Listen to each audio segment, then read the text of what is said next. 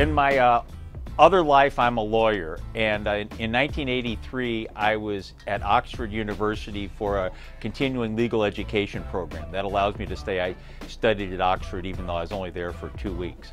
And I had some delicious beer when I was there, and I came home and was talking to one of my former law partners and said, how was it? And I said, well, it was great. I learned more about English beer than English law, and it's a shame that no one's brewing beer like that here. And that's when Charles Copman said, you need to meet my son, Dan. So Dan Copman at the time was a St. Louisan who was working for an English brewery called Young's. And he was going around the country selling Young's, and the wholesalers in some parts of the country that carried imported beers also carried something called local microbreweries. And Dan convinced me that a microbrewery could succeed in St. Louis. I, of course, had the same reaction everyone else does, that the fact that something works in the Pacific Northwest or Colorado doesn't mean that it's going to work in St. Louis, where we're in the shadow of the largest brewery in the world. And then we thought, well, someone is going to be doing this successfully in St. Louis, and if we don't try, we'll be kicking ourselves.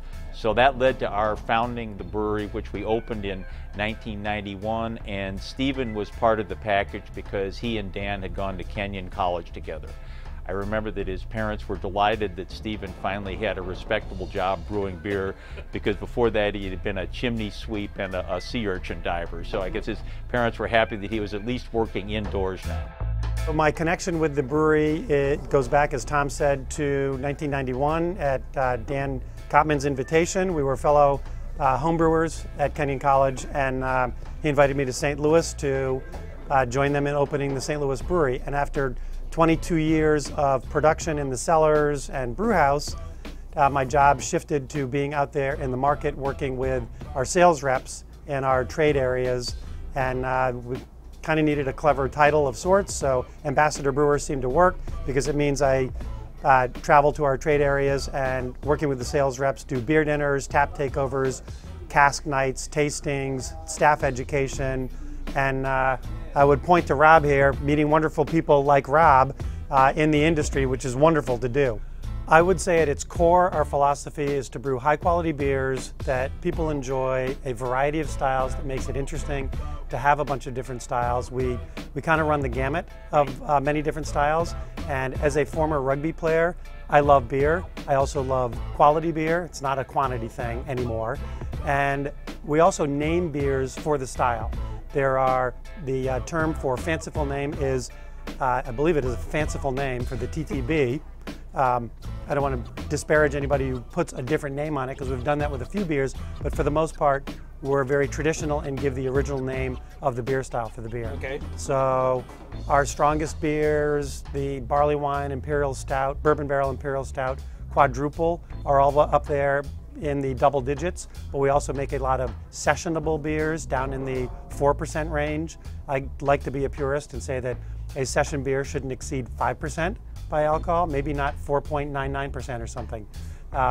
And those are good, everyday, solid beer drinking beers. I went to Georgetown for undergraduate and law school, and I now like to say that I was able to find a career doing what I really studied at Georgetown. And on that point, there's an institution near Georgetown which is almost as famous as Whitey's, called Dixie Liquor. And if you talk to any Georgetown graduate from the past 80 years, he or she knows Dixie Liquor.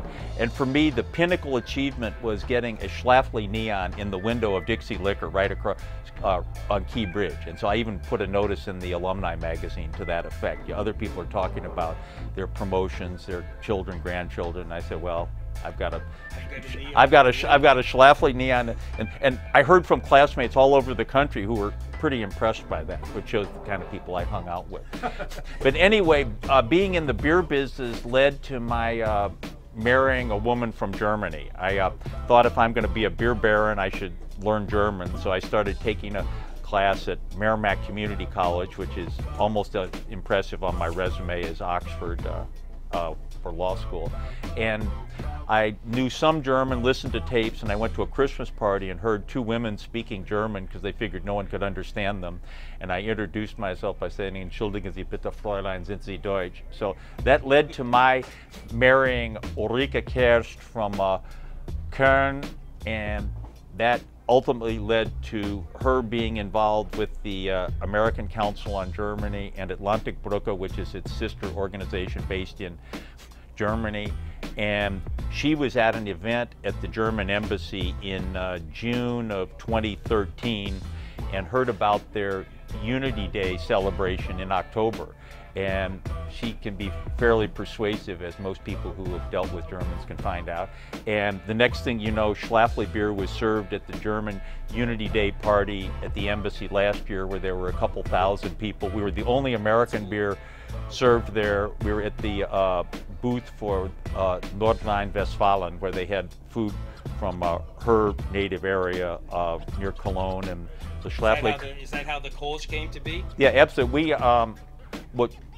We had started brewing the Kölsch, which is how they pronounce it there with the umlaut, and then we knew one of the owners of the some of the Cologne breweries, and so we got yeast from a Cologne brewery, which is in our Kölsch, which distinguishes it from a lot of its American counterparts. And that in itself was funny, because a few years ago we won the World Beer Cup for Kölsch, and a German TV station found out about it. It's a WDR or WDR, which is the largest TV network in Europe outside BBC. And they sent someone to St. Louis to do a show about this brewery in the middle of America with a good Kölsch. And they found out that I had a personalized license plate that says Kolsch and also a wife from Cologne. So they did this large story, and then Ulrika was getting calls from friends of hers and relatives in Germany saying, "Your husband's on the German TV show on Lokalzeit. How did that happen?" So then that led to an encore when we took some bottles of Schlafly Kölsch over to Cologne and then did a tasting with the people from Gaffelkölsch and Fru. And that was, again, more free publicity, where 3 Kölsch brewers, 2 of whom are from Cologne, and then this imposter from the United States are there. That was pretty much fun.